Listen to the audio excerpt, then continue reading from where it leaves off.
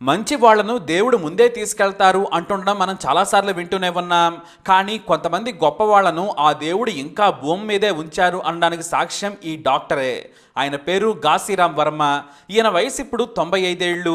వర్మ గురించి రాజస్థాన్ మొత్తానికి తెలుసు, ఆయన గొప్పతనం గురించి కూడా తెలుసు. కానీ బయట రాష్ట్రాల్లోని భారతీయులకే ఆయన గొప్పతనం తెలియదు. ఈయనకు మాతృభూమి అంటే ఎనలేని ప్రేమ. ఎంతలా అంటే తన జీవితం జీతం త్యాగం చేసేంతగా. సేవ పేరుతో రాజకీయాలకు వచ్చి దోచుకునే వారికి లెక్కే లేదు. కానీ వర్మ మాత్రం చాలా భిన్నం. నా మాతృదేశానికి సేవ చేయాలి, ప్రపంచంలో నా భారతీయ పిల్లలు ముందడుగు వేయాలని అనుక్షణం తపిస్తారు ఈయన. ఆయన కోరికకు సేవకు వయసడ్డు రాలేదు. ఘాసీరాం వర్మ పుట్టింది రాజస్థాన్లోని జుంజుమ్ దగ్గరలోని సిగ్రి అనే గ్రామంలో. ఆగస్టు 1, 1927న పుట్టారు. తల్లిదండ్రులు వ్యవసాయం చేసేవారు. కడు పేదరికంలో ఉన్నా కూడా చదువు కోసం తండ్రి చౌదరిలాల్ ఎంతో కష్టపడ్డారు. రోజుకు 5 కిలోమీటర్ల దూరం నడిచి చిన్నప్పటి నుంచి 12వ తరగతి వరకు కష్టపడి చదువుకున్నారు వర్మ. ఆ తర్వాత తన దగ్గర డబ్బులు లేకపోవడంతో ధనవంతుల దొరల సాయం అడగగా కొంతమంది సాయం చేశారు. పిలానీకి వెళ్ళి ఓ కాలేజీలో స్కాలర్షిప్ ఇస్తే అక్కడ ప్రభుత్వ హాస్టల్లో ఉంటూ చదువుకున్నారు. అయితే 12వ తరగతి పూర్తి కాగానే తల్లిదండ్రులు వర్మకు రుక్మిణి అనే యువతతో పెళ్లి చేశారు. అయితే ఆమెతో పెళ్లి కాస్త ఉపయోగపడిందని చెప్పొచ్చు. రుక్మిణి తండ్రి కాస్త ధనవంతుడు, చదువుకునేందుకు కాస్త సాయపడ్డారు. ఆ తర్వాత కొంతమంది ధనవంతుల విరాళాలు కూడా వర్మకు ఉపయోగపడ్డాయి. పిలానీలోనే కష్టపడి చదువుకున్నారు వర్మ. ఇక సెలవులు వస్తే ఇంటికి వెళ్లాలంటే డబ్బులు కూడా ఉండేవి కావు. దీంతో దగ్గరలోని పిల్లలకు గణితం ట్యూషన్లు చెప్పి డబ్బు సంపాదించుకునేవారు. ఆయనకు గణితం అంటే చాలా ఇష్టం. ఎంతో కష్టపడి డిగ్రీ చదివారు. అయితే డబ్బులు లేకపోవడంతో స్థానికంగానే ఉంటూ చిన్న చిన్న పనులు చేసుకుంటూ ట్యూషన్లు చెబుతూ గడిపారు. ఆ సమయంలోనే ఆయనకు 3 పిల్లలు పుట్టారు. 3 కొడుకులను పోషించాల్సి రావడం కూడా వర్మ తలకు మించిన భారమైంది. కాకపోతే చదవాలన్న తపన మాత్రం ఆగలేదు. దానికి తన భార్య తరపు వారు సాయపడ్డారు. ఎందుకంటే ఆ రోజుల్లో డిగ్రీ వరకు చదువుకోవడం అంటే సామాన్య విషయం కాదు. మొత్తం జిల్లాలో వెతికినా కూడా 10 మంది కంటే ఎక్కువ ఉండేవారు కాదు. దీంతో వర్మ గొప్ప వ్యక్తి అని వారికి అర్థమైపోయింది. ఇంతలో బెనారస్ యూనివర్సిటీ పీజీ కోసం ప్రకటన ఇచ్చింది. అది చూసిన వర్మ అప్లై చేశారు. పోస్టులో అప్లికేషన్ పంపినా కూడా అది చేరుతుందో లేదో, చేరినా తనకు సీటు వస్తుందో లేదో అనే భయం కూడా ఆనాడు ఉండేది. ఎందుకంటే రాజస్థాన్ నుంచి యూపీకి వెళ్ళడం ఆ రోజుల్లో అంత సులువు కాదు. మరి ఏదో ఒక రకంగా ఆ అప్లికేషన్ యూనివర్సిటీకి చేరింది. ఆ అప్లికేషన్ చూశారు యూనివర్సిటీ ప్రొఫెసర్లు. గణితంలో 90% మార్కులు వచ్చాయి. అవి చూసి ప్రొఫెసర్లు ఆశ్చర్యపోయారు. వెంటనే ఎంఏ గణితంలో సీట్ ఇచ్చేశారు. ఎంఏ మ్యాథ్స్లో బెనారస్ హిందూ యూనివర్సిటీలో చదువుకునే అవకాశం రావడం ఆయన దశనే మార్చేసింది. అక్కడ పూర్తిగా పుస్తకాలు, హాస్టల్తో సహా అన్ని ఉచితంగా ఇచ్చేశారు. అక్కడే ప్రొఫెసర్ల ప్రియశిష్యుడిగా మారిపోయారు ఆయన. గణితంలో తనదైన తెలివిని ప్రదర్శించారు. అప్పుడే ఆయన గణిత సమస్యలను సాల్వ్ చేయటం గణితం మ్యాగజైన్స్లో ప్రచురితమయ్యాయి.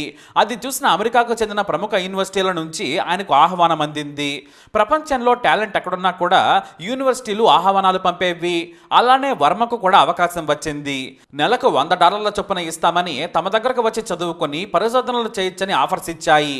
దీంతో తన తల్లిదండ్రుల దగ్గర అనుమతి తీసుకొని భార్య 3 పిల్లలతో కలిసి యుఎస్ వెళ్లారు ఆయన. అక్కడే పిహెచ్డి చేసి డాక్టర్ ఘాసీరాం వర్మ అయ్యారు. ఆ తర్వాత రోడ్ ఐలాండ్ యూనివర్సిటీలో ప్రొఫెసర్గా చాలా ఏళ్లు పనిచేసి రిటైర్ అయ్యారు. వర్మ పిల్లలు కూడా అమెరికాలో గొప్పగా సెటిల్ అయిపోయారు. ఇక తాను సంపాదించుకున్న డబ్బుకు తోడు పెన్షన్ కూడా నెలకు దాదాపుగా 8 లక్షల రూపాయలు వస్తుంది. ఇక అప్పటికి సంపాదించిన సొమ్ము దాదాపుగా ₹1,00,00,000 వరకు ఉన్నాయి. దీంతో ఆయన రిటైర్ కాగానే తన మాతృదేశానికి సేవ చేయాలి అనుకున్నారు. అయితే ఆడపిల్లలను బడికే తల్లిదండ్రులు పంపించడం లేదని తెలుసుకున్న ఆయన కలత చెందారు. దీంతో తన గ్రామంతో పాటు చుట్టుపక్కల పేదింటి ఆడపిల్లలను చదివించే బాధ్యత తీసుకున్నారు. ఎంతవరకు చదువుకున్నా సరే తన వంతు సాయం చేస్తున్నారు ఆయన. ఇలా ఏటా 50 లక్షల రూపాయలను ఆయన ఇండియా వచ్చి ఖర్చు చేసి వెళ్తారు. అందుకు ప్రతి ఏటా 3 నెలలు తన గ్రామానికి వచ్చి ఉంటారు ఆయన. అక్కడి నుంచి పేద పిల్లల వివరాలు సేకరించి ఆడపిల్లల చదువు, బట్టలు, ఫీజులు తానే చెల్లిస్తారు.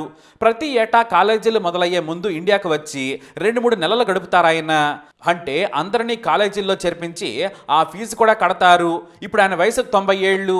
అనారోగ్య సమస్యలు ఉన్నా కూడా తన సంకల్పాన్ని మాత్రం వదిలిపెట్టలేదు వర్మ. అయితే వచ్చే ఏడాది తాను వస్తానో రానోనని ఆయన తెగ బాధపడుతూ ఉంటారు. తనకు వచ్చే పెన్షన్ మొత్తాన్ని చివరి రోజుల్లో ఇస్తారని బాధ్యతను తనకు నమ్మకమైన వారికి కూడా అప్పగించారు. మంచి మార్కులతో ఆయన్ను సంప్రదిస్తే చాలు, కాలేజీల్లో చేర్పించి ఫీజులు కూడా ఆయనే కడతారు. పుస్తకాలు బట్టలకు అవసరమైన సాయం కూడా చేస్తూ ఉంటారు. ప్రతి ఏటా వందల మందికి ఆయన సాయం చేస్తూ దేశ ప్రగతిలోనే కాదు ప్రపంచంలోనే తన దేశపు ఆడపిల్లలు గొప్పగా బ్రతకాలనేది ఆయన కోరిక. ఇక్కడ మరో విషయం కూడా ఉంది. తనకు కూతుళ్ళు లేరు. ఇక ఆయనకు ఆడపిల్లలంటే ఎనలేని ప్రేమ. నాకు ఒక్క కూతురుంటే బాగుండేదని బాధపడుతూ ఉండేవారు. ఆ ప్రేమ కూడా ఆయనకుంది. దీంతో ఇప్పటి వరకు ఆడపిల్లలకు 12 కోట్ల మేర ఖర్చు చేశారు వర్మ. ఇప్పటికీ ఆయన సాయం సాగుతూనే ఉంది. ప్రజల సొమ్మును దోచుకునే రాజకీయ నాయకులు ఈ ప్రొఫెసర్ను చూసి కాస్తైనా బుద్ధి తెచ్చుకుంటే మేలేమో. అంతేకాదు, కోట్లు సంపాదించిన బ్యాంకుల్లో దాచుకుంటూ రోజుకు లక్షలు ఖర్చు చేసేవారు ఇలా సమాజానికి తిరిగిస్తే మంచిది. తాను నాడు చదువుకునేందుకు తలా ఓ చేయి వేశారు, నేను కూడా ఎందుకు సాయపడద్దనే ఉద్దేశంతో ఎక్కడో హాయిగా బ్రతకగలిగినా కూడా మాతృదేశం మీద ప్రేమ, పుట్టిన గడ్డ రుణం తీర్చుకునేందుకు గ్రామానికి వచ్చి సాయం చేస్తున్నారు ఆయన. ఆ దేవుడు ఆయన మంచి మనసు చూసి ఇన్నాళ్ళు మంచి ఆరోగ్యమే ఇచ్చారు. నిండు నూరేళ్లే కాదు, అంతకు మించి బ్రతికేందుకు ఆ దేవుడు కూడా సాయం చేయాలని కోరుకుందాం. ఎందుకంటే ఆయన బ్రతికి ఉంటే మరో నలుగురికి సాయం చేస్తారు కాబట్టి. మరి ఖచ్చితంగా వర్మ గారికి సెల్యూట్ చేయాలి. మీ అభిప్రాయాన్ని కమెంట్ ద్వారా తెలియజేయండి. వీడియోని లైక్ చేయండి, షేర్ చేయండి, మా ఛానల్ని సబ్స్క్రైబ్ చేసుకోండి.